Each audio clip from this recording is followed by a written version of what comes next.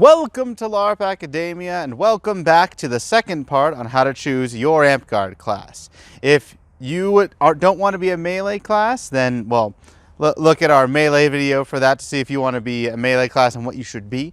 If you are interested in the ranged option, well, that is what this video covers. So let's get into it. Now this brings us to the ranged portion of the video. If you're that person who says, yeah, melee, I don't want to deal with that because I don't like getting hit with a sword for one, and two, I don't like having to be super aware of my surroundings while engaging in this high intensity fight, and I don't like that. Then there is range. Now there are many different options for range, and you still need to be surveying the entire field, picking out when you see your advantages and everything else. But there are three different routes you can go. You can either go throwies primarily, a bit rarer, but possible. You can go the bow, or you can go casting, not just spell balls, but point and click, you know what I mean. Now for throwies, you have three questions that you need to answer. Do you want to be a murderer, a pure murderer? Do you want to be someone who has a bit more utility? Or do you want to be someone who is annoying? Now for the pure murder, obviously we have assassin. You go out, you're trying to have throwies, you have a bunch of light throwies. These are heavy. Light throwies can be just little balls, annoying things. And you can have a giant sack of them. You go out there, you just try to murder people with these throwies. You step into the shadows, you blink, you whatever else to get away. And it is a bit annoying, but you are more meant to murder. Now if you want utility, if you want to have more options than just throwing weapons, then I would highly recommend a scout. Unlike assassins, you probably can't have a whole bag of throwies, and even if you do, there's not as many as an assassin's light throwies. So you're not able to murder as much, but you also are still able to have a decent amount of thrown weapons. You are able to have that utility bit of healing your allies, of tracking other people, of giving yourself more options than just being a throwing machine. Now, if you want to be annoying, you have the option of being a monk. Now, why do I say monks are annoying?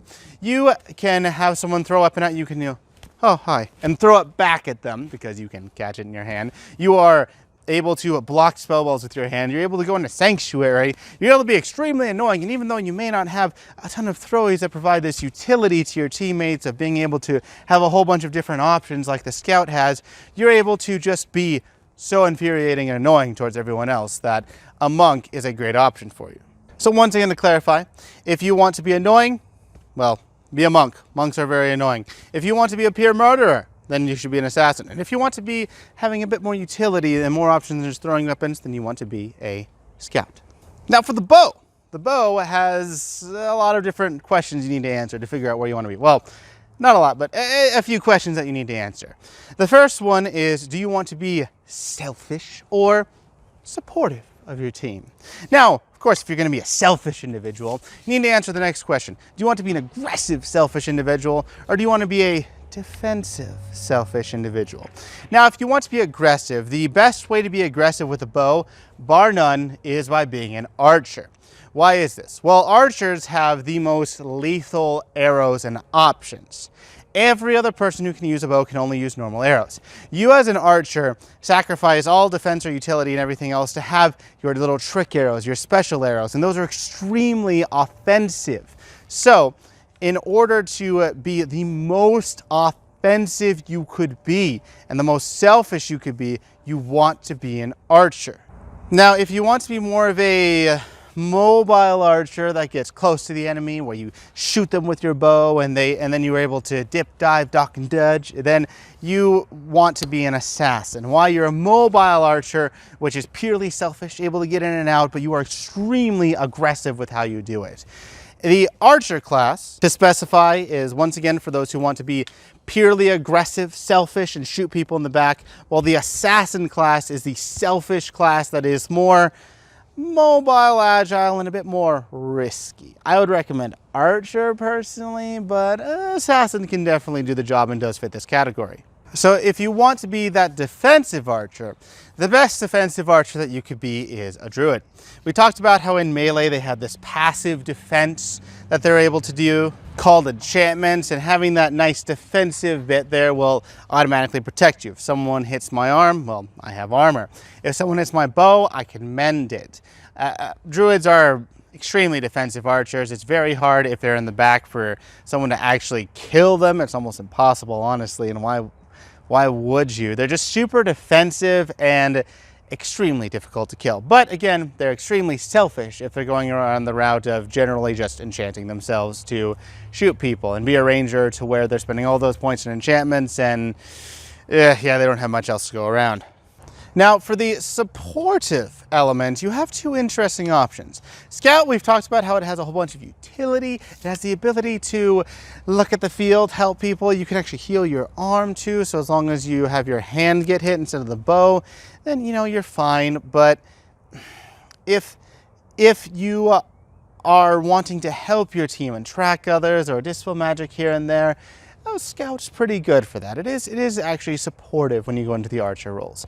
The only other supportive role is Druid. Now, I said how Druids are very selfish, but I have seen selfless archer Druids. These are the Druids that don't focus on enchanting themselves after choosing Ranger, which already doubles the enchantment cost. Instead, they're kind of defenseless like every other archer who doesn't wear armor.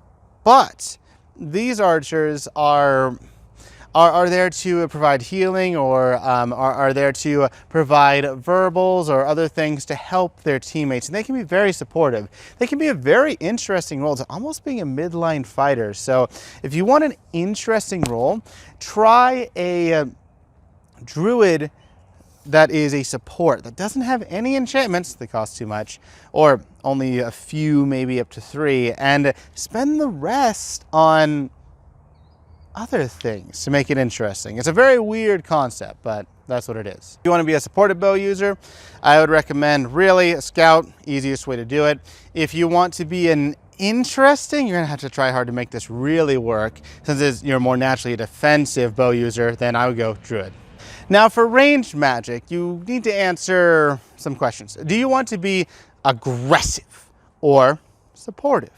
If you want to be aggressive, you then need to answer, are you okay with using spell balls or not? If you are okay with using spell balls, I would recommend Wizard. Why? Well, Wizard has a ton of spell balls at their options. They're very offensive, and they are definitely more offensive than just supportive. If you are not okay with spell balls, then I would recommend Bard. Now, why would I recommend Bard and not recommend Wizard? Wizard can just point and click, that's fine, but they'll run out of spells, while bards will not. So running out of spells is a huge problem as a wizard if you are just a point and clicker. You need to find certain ways in order for battle mage to be effective. We kind of go over that in our level 6 wizard video on making battle mage work and everything else. But if you want to just be someone who points and clicks, I would more so recommend a bard because they have almost an infinite amount of verbals or more crowd control. And while they aren't just aggressively killing, crowd controlling, affecting the enemy team is its own form of offense. So I would once again highly recommend that you would choose bard if you want to just point and click. Once again, wizard if you're okay with throwing spell balls, bard if you just want to affect the enemy team.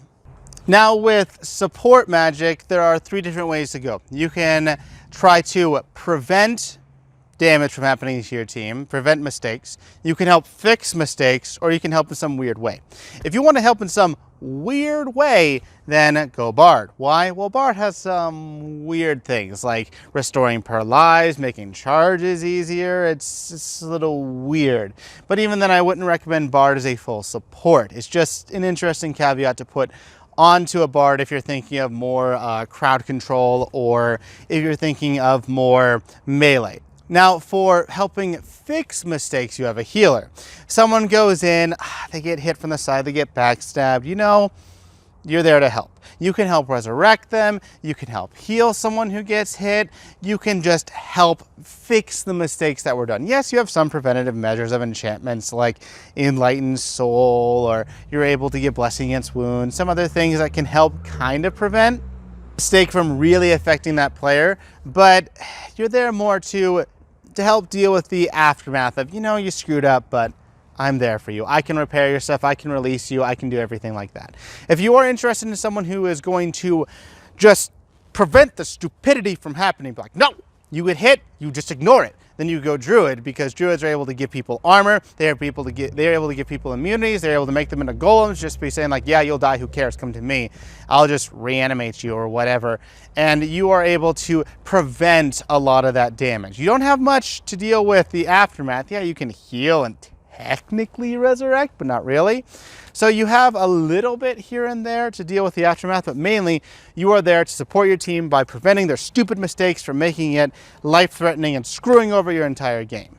So once again, if you want something weird, go with Bard for supporting your team. If you want to help fix some mistakes after they've been done, then you can go with Healer. And if you want to help prevent mistakes from happening, you can go Druid. Now, I hope this has helped you choose your class. I know this is a little flowchart thing here and there, but I tried to keep it manageable so that you can be the best informed possible and pick your class for starting in Amtgard, since hopefully a lot of fields are reopening. Now, until next time, have fun, stay safe, and keep LARPing.